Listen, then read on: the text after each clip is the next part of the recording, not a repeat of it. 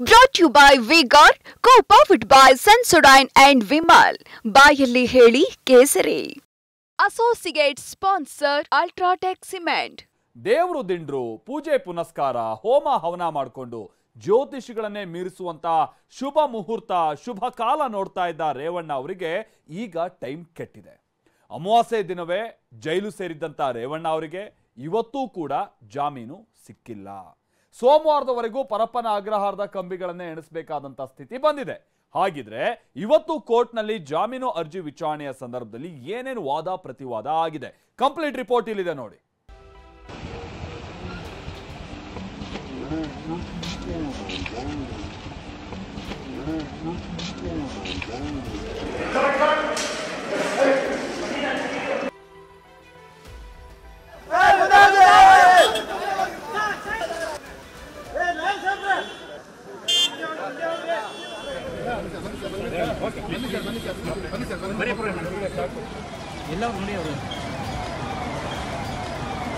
ಇದು ತಗೊಳ್ಳೋಣ. ಇದು ಇನ್ವರ್ಟರ್ ಎಸಿ. ನೀವು ಗ್ಯಾಮ್ಲರ್ ಅಲ್ವಾ? ಗ್ಯಾಮ್ಲರ್ ಜೂಜಾಡ್ತಿರಲ್ವಾ? ನೀವು ಜೂಜಾಡ್ತೀರಾ? ಇಲ್ಲ, ಯಾರು ಏನು ಹೇಳಿದ್ರು ಅಂತ ನೀನು ಎಷ್ಟು ಕಾಸ್ಟ್ಲಿ ಹಾಗೂ ಡೆಲಿಕೇಟ್ ಎಸಿ ತಗೊಂಡು ಸ್ಟೆಬಿಲೈಸರ್ ತಗೊಳ್ಳಿಲ್ಲ ಅಂದ್ರೆ ಇದು ಜೂಜಾಟ ತಾನೇ. ಒಂದೇ ಫ್ಲಕ್ಚುಯೇಷನ್ ಗೆ ನಿಮ್ಮ ಇನ್ವರ್ಟರ್ ಎಸಿಯ ಪಾರ್ಟ್ಸ್ ಡ್ಯಾಮೇಜ್ ಆಗಬಹುದು. ಅದನ್ನು ವಿ-ಗಾರ್ಡ್ ಉಪಯೋಗಿಸಿ ಸುರಕ್ಷಿತವಾಗಿರಿಸಿ. V-Guard, India's number 1 stabiliser.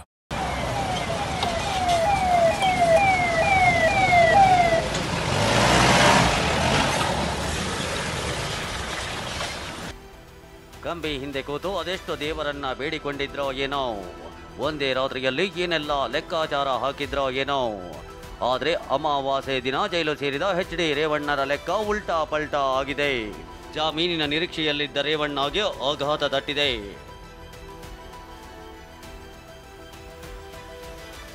H D. Revanna ಜಾಮೀನು ಅರ್ಜಿ ವಿಚಾರಣೆ ಮುಂದೂಡಿಕೆ.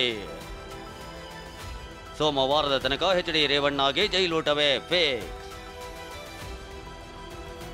ಕಿಡ್ನ್ಯಾಪ್ ಕೇಸ್ನಲ್ಲಿ ಮಾಜಿ ಸಚಿವ ಎಚ್.ಡಿ. ರೇವಣ್ಣ ನಿನ್ನೆಯಷ್ಟೇ ಜೈಲು ಸೇರಿದ್ರು. ಇವತ್ತು ಜನಪ್ರತಿನಿಧಿಗಳ ವಿಶೇಷ ನ್ಯಾಯಾಲಯದಲ್ಲಿ ಜಾಮೀನು ಸಿಗುತ್ತೆ ಅನ್ನೋ ನಿರೀಕ್ಷೆಯಲ್ಲಿ ರೇವಣ್ಣ ಆಗಿದ್ರು. ಆದ್ರೆ ಜಾಮೀನು ಸಿಕ್ಕಿಲ್ಲ.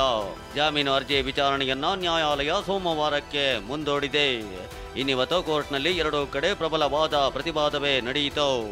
ಎಸ್ಐಟಿ ಪರ ಹಿರಿಯ ವಕೀಲೆ ಜೈನಾ ಕೊತಾರಿ ವಾದ ಮಂಡಿಸಿದ್ರೆ, ರೇವಣ್ಣ ಪರ ಹಿರಿಯ ವಕೀಲ ಸಿ.ವಿ. ನಾಗೇಶ್ ವಾದ ಮಂಡಿಸಿದ್ರು. ಹಾಗಾದ್ರೆ ಕೋರ್ಟ್ನಲ್ಲಿ ನಡೆದ ವಾದ ಪ್ರತಿವಾದದ ಪ್ರಮುಖ ಅಂಶಗಳನ್ನೇ ತೋರಿಸ್ತೀವಿ ನೋಡಿ. ಎಚ್.ಡಿ. ರೇವಣ್ಣ ವಿರುದ್ಧ ದಾಖಲಾಗಿರುವ ಐಪಿಸಿ ಸೆಕ್ಷನ್ 364 ಕ್ಲಾಸ್ ಎ 365 ಈ ಪ್ರಕರಣದಲ್ಲಿ ಅನ್ವಯಿಸುವುದಿಲ್ಲ.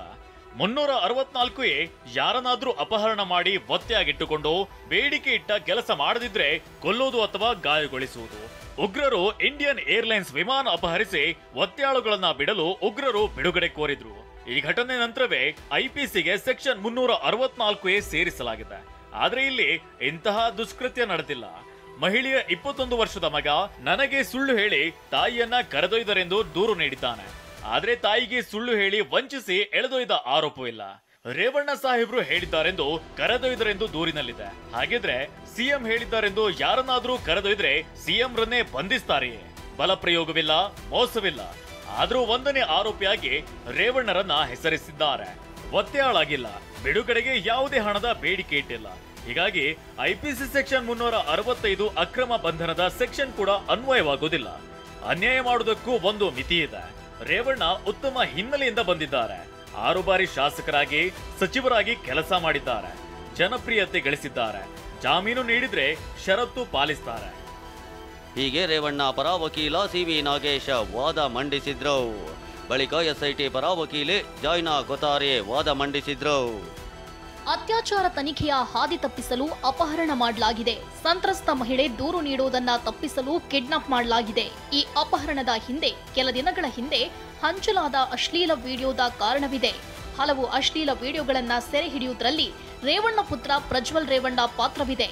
ಇದಾದ ಬಳಿಕ ರೇವಣ್ಣ ಪುತ್ರ ದೇಶ ಬಿಟ್ಟು ತೆರಳಿದ್ದಾರೆ. ಪ್ರಜ್ವಲ್ ರೇವಣ್ಣ ವಿರುದ್ಧ ಅತ್ಯಾಚಾರ ಕೇಸ್ ದಾಖಲಾಗಿದೆ. ದೂರುದಾರರ ತಾಯಿ 6 ವರ್ಷ ರೇವಣ್ಣ ಮನೆಯಲ್ಲಿ ಕೆಲಸ ಮಾಡಿದ್ದಾರೆ. ರೇವಣ್ಣ ಪುತ್ರ ಪ್ರಜ್ವಲ್ ರೇವಣ್ಣನಿಂದ ಲೈಂಗಿಕ ದೌರ್ಜನ್ಯವಾಗಿದೆ. ಮಹಿಳೆಯನ್ನ ಏಪ್ರಿಲ್ 29ರಂದು ಅಪಹರಣ ಮಾಡಲಾಗಿದೆ. ಆಕೆ ಸಿಗದಿದ್ರಿಂದ ಮೇ 2ರಂದು ದೂರು ದಾಖಲಾಗಿದೆ. ರೇವಣ್ಣ ಸೂಚನೆ ಮೇರೆಗೆ ಈ ಅಪಹರಣ ನಡೆದಿದೆ ಎಂದು ದೂರಿನಲ್ಲಿದೆ. ಪ್ರಜ್ವಲ್ ರೇವಣ್ಣ ಭಾಗಿಯಾದ ಅಶ್ಲೀಲ ವಿಡಿಯೋವೊಂದರಲ್ಲಿ ಸಂತ್ರಸ್ತ ಮಹಿಳೆಯೂ ಇದ್ದಾರೆ. ಆಕೆ ಜೀವಕ್ಕೆ ಅಪಾಯವಿದೆ ಎಂದು ದೂರಿನಲ್ಲಿ ಉಲ್ಲೇಖವಾಗಿದೆ. ಇದು ಜೀವಾವಧಿ ಮರಣದಂಡನೆ ಶಿಕ್ಷೆ ವಿಧಿಸಬಹುದಾದಂತಹ ಪ್ರಕರಣವಾಗಿರೋದ್ರಿಂದ ಇದರಲ್ಲಿ ಜಾಮೀನು ನೀಡಬಾರದು. ಜಾಮೀನು ನೀಡಿದರೆ ಸಾಕ್ಷಿಗಳ ಮೇಲೆ ಪ್ರಭಾವ ಬೀರುವ ಸಾಧ್ಯತೆ ಇದೆ. ಎಚ್.ಡಿ. ರೇವಣ್ಣ ವಿರುದ್ಧ ಈಗಾಗಲೇ ಹೊಳೆನರಸೀಪುರದಲ್ಲಿ ಲೈಂಗಿಕ ದೌರ್ಜನ್ಯದ ಕೇಸ್ ದಾಖಲಾಗಿದೆ. ಹೀಗಾಗಿ ಆರೋಪಿಗೆ ಕ್ರಿಮಿನಲ್ ಹಿನ್ನೆಲೆ ಇದೆ. ಸಾಕ್ಷಿಗಳನ್ನ ನಾಶಪಡಿಸುವ ಸಾಧ್ಯತೆ ಇದೆ. ಈ ಕೇಸ್ನಲ್ಲಿ ಜಾಮೀನು ನೀಡಬಾರದು. ಲೈಂಗಿಕ ದೌರ್ಜನ್ಯ ಎಸಗುವವರಿಗೆ ಸಂದೇಶ ರವಾನಿಸಬೇಕು. ವಾದ ಮಂಡನೆ ಮುಂದುವರಿಕೆಗೆ ಮೇ 13ರವರೆಗೆ ಕಾಲಾವಕಾಶ ಬೇಕು. ವಿಚಾರಣೆ ಮುಂದೂಡಿಕೆ ಕೇಳಿ ಎಚ್.ಡಿ. ರೇವಣ್ಣರನ್ನ ಜೈಲಿನಲ್ಲಿರಿಸುವ ತನ್ನ ಉದ್ದೇಶವನ್ನ ಎಸ್ಐಟಿ ನೆರವೇರಿಸಿಕೊಂಡಿದೆ. ಸಾಮಾನ್ಯವಾಗಿ ಇಂತಹ ಪ್ರಕರಣಗಳಲ್ಲಿ ತನಿಖಾಧಿಕಾರಿ ತನ್ನ ವರದಿಯನ್ನ ಕೋರ್ಟ್ಗೆ ಸಲ್ಲಿಸಬೇಕು. ಈ ಕೇಸ್ನಲ್ಲಿ ಎಸ್ಐಟಿ ತನಿಖೆಯ ವರದಿ ಸಲ್ಲಿಸಿಲ್ಲಬೇಕೆ? ವರದಿ ಸಲ್ಲಿಸಿ ಮೇ 13ರಂದು ಬೆಳಗ್ಗೆ 11:30ಕ್ಕೆ ವಿಚಾರಣೆ ನಡೆಸುತ್ತೇವೆ. ಹೀಗೆಂದು ಸೂಚಿಸಿದ ಜನಪ್ರತಿನಿಧಿಗಳ ವಿಶೇಷ ಕೋರ್ಟ್ ನ್ಯಾಯಾಧೀಶ ಸಂತೋಷ್ ಗಜಾನನ ಭಟ್ ವಿಚಾರಣೆಯನ್ನ ಮೇ 13ಕ್ಕೆ ಮುಂದೂಡಿದ್ದಾರೆ.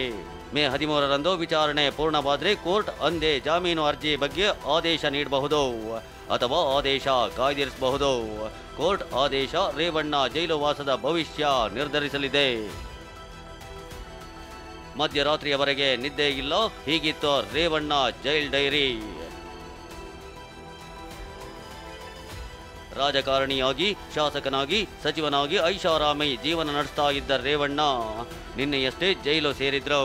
ರೇವಣ್ಣಗೆ ವಿಚಾರಣಾಧೀನ ಕೈದಿ ನಂಬರ್ 4567 ನೀಡಲಾಗಿದೆ.